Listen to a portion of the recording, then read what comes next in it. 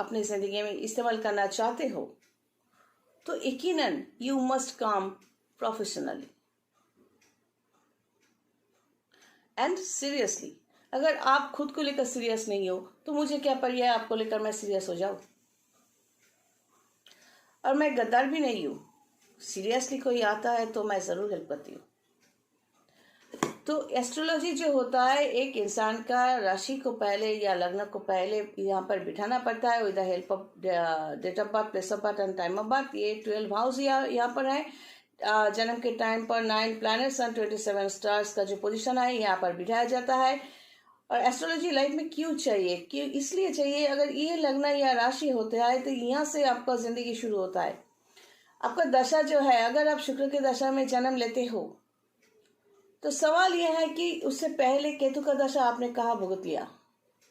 यहाँ पर अगर जब जन्म लिया है अपने एस्ट्रोलॉजिकली, अगर ये के शुक्र की दशा में आए तो केतु का दशा आपने कहाँ भुगता है, तो यही से पुनर्जन्म की बात आती है। मतलब पिछले जिंदगी में कुछ थे आप, वहाँ पे जब खत्म हुई आपकी जिंदगी तो वहाँ से यहाँ जो आपका यात्रा शुरू हो गए, तो यहाँ से ये एस्ट्रोलॉजी शुरू होता है, मतलब आपकी इस जिंदगी का। तो अगर ये फर्स्ट हाउस है, आपका चेहरा है, मतलब आप दिखने में कैसे बनोगे, और ये जो फोरहेड है, बाल है, आंखें हैं, ये कोई बदल नहीं सकता कॉपी करके। ये हर कोई अपने अपने नसीब को लिखा कर लाते हैं। तो ये फर्स्ट हाउस आपका जिंदगी का, और सेकंड है आपका फाइनेंशियल, और भी एक रूम, मतलब एक हाउस, मतलब कई कनेक्शंस। बस बेसिक जो कॉमन कनेक्शन है वो मैं बता रही हूँ। ये फर्स्ट हाउस का मतलब 50 कनेक्शन होता है, सेकेंड हाउस का मतलब मिनिमम 50 कनेक्शन होता है। ये फर्स्ट हाउस से क्या क्या होता है, फर्स्ट हाउस से इसका रिलेशन, फर्स्ट हाउस से इसका रिलेशन, फर्स्ट हाउस से यहाँ का रिलेशन। तो आप खुद सोच लीजिए कितना रिलेशन होता है एक हाउस का। और सामने बैठ के आप रिक्वेस्ट करके आप बोलिए ना क्या है। मुझे तो तब वो सामने बैठा हुआ क्लाइंट इडियट लगता है, नॉलेज तो है नहीं, रिक्वेस्ट करने पर चला है। एनीवे, मैंने पहले भी कहा था मैं बहुत रफली बात करती हूँ। अगर if you are not educated enough, if you want to, अगर आप मुझे समझना चाहते हो तो you must learn, you must try to learn. ये मैं नहीं कह रही हूँ कि आपका प्रोफेशन छोड़कर आप एस्ट्रोलॉजी सीखो, लेकिन जानने की कोशिश तो करो। मैं जो कह रही हूँ सामने बैठ के अगर जानना चाहो, एक बार क्या मैं 10 बार समझाऊंगी, आई प्रॉमिस। लेकिन रिक्वेस्ट के दौर पर अगर क्लेवरी करना चाहोगे, चालाकी करना चाहोगे, और तो मेरा जवाब भी ऐसे ही होता है। और ये मत भूलना कि मैं फेस रीडर भी हूँ। मैं अगर आपकी जगह पे जाती हूँ, उससे ज़्यादा अच्छा है अगर आपको मेरी ज़रूरत है आप मेरी प्लेस पे आओ।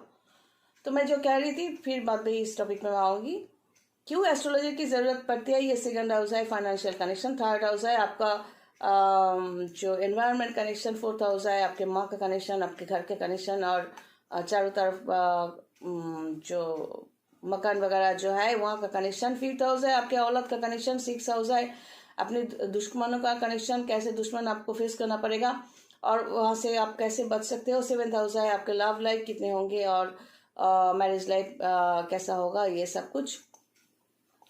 एट्थ हाउस होता है जो the end of life. End of life मतलब कैसे इस लाइफ का एंड हो सकता है। 6, 8 कनेक्शन और नेगेटिव कनेक्शन कुछ होते हैं, वहाँ से मिलाकर end of connection, end of life बताया जा सकता है, लेकिन नॉर्मली हम लोग बताते नहीं हैं। और नाइन्थ हाउस जो है, ये नाइन्थ हाउस में है भाग्य भाव जो है। ये इस नाइन्थ हाउस का कनेक्शन कैसे किया जाता है, भाग्य मतलब इस नाइन्थ हाउस में अगर गुरु बैठा हुआ है तो मतलब आपका भाग्य बहुत अच्छा है, नहीं, ऐसा नहीं है। एक इंसान का भाग्य कैसा होगा पहले देखा जाता है, उसका लग्न या राशि का स्ट्रेंथ कितना होता है। फिर फिफ्थ हाउस में जाना पड़ता है उसका मेरिट क्या है, इंटेलिजेंस कितना है। कुछ इंसान ऐसे होता है बस थोबड़े को देखकर कॉपी करते रहते हैं, चेहरे को कॉपी करते रहते हैं, लेकिन यहाँ पर भेजे में कुछ नहीं होता बदमाशी के अलावा। तो ये इस मेरिट की जगह फिफ्थ हाउस से पता चलता है, और चेहरे पे भी फिफ्थ हाउस होते हैं, हाथों में फिफ्थ हाउस होते हैं। तो ये फिफ्थ हाउस हम कहीं से भी निकाल सकते हैं। अगर हम प्रॉपर एस्ट्रोलॉजर है, आप चुपचाप बैठो, बात करो या ना करो, हम फिफ्थ हाउस निकाल ही लेंगे। मतलब हर हाउस आपके चेहरे में हम निकाल लेते हैं। तो ये है, अगर तो 5th हाउस देखा जाता है मेरिट हाउस, स्ट्रेंथ जो है लग्न का स्ट्रेंथ होता है। फिर 9th हाउस, 5th का 9th हाउस देखा जाता है, मतलब 1 2 3 4 5 6 7 8 9, 5th का 9th हाउस देखा जाता है। फिर नॉर्मल 9th हाउस देखा जाता है। और ये चक्र जो है ये है काल चक्र, काल चक्र का 9th हाउस देखा जाता है, मतलब 7 8 9, ये 9th हाउस देखा जाता है। ये 9th हाउस का कनेक्शन इतना आसान नहीं है कि 9th हाउस में कौन बैठा है। कुछ अनारी बोलते हैं मेरे ना 9th हाउस में ये है, तो तू ही ज्योतिषी बन जा ना, मेरे पास आने की क्या जरूरत है। और मुझे बताने की कोशिश मत करो आप, मैं कुछ और कर सकती हूँ या नहीं कर सकती हूँ अलग बात है, लेकिन but I am quite efficient in my profession. And 10th house होता है कर्म का हाउस। ये कर्म का हाउस लेकर मैं नेक्स्ट वीडियो करूंगी और पोस्ट भी करूंगी, जरूर देख लेना। कर्म का हाउस को लेकर कुछ लोगों को प्रॉब्लम हो रही है, कर्म का हाउस का मतलब कुछ और ही समझ रहे हैं। और 11th हाउस है आपका इनकम की जगह, इनकम की जगह के साथ ये 2nd हाउस जुड़ा हुआ है, फाइनेंशियल स्ट्रेंथ। ऐसा होता है ये 11th हाउस का कनेक्शन जो होता है, ये इसको पकड़ के अगर पूरा कैलकुलेशन आप करते हैं तो देखा जाता है कि एक इंसान ने बहुत कुछ कमाया, बहुत कुछ स्टोर किया। जिस मटके में या जिस पात्र में उसने बहुत कुछ जमा किया, अचानक देखा उसका पीछे फूटा, ये छेद हो गया, मतलब सब निकल रहा है वहां से। तो यही देखना पड़ता है कि आप जो कमा रहे हो वो रहेगा ना। और है 12th हाउस, 12th हाउस में अगर आपका कुछ है, अगर कुछ लोग कहते हैं कि हम सोना पहन सकते हैं, चांदी पहन सकते हैं, ये स्टोन पहन सकते हैं, नहीं भाई, आप कुछ चाहो कुछ भी नहीं पहन सकते। डिस्कस कर लो पहले, क्योंकि 12th हाउस में अगर जुपिटर बैठा हुआ है तो आप सोने पे ध्यान मत देना, सोना मत पहनना।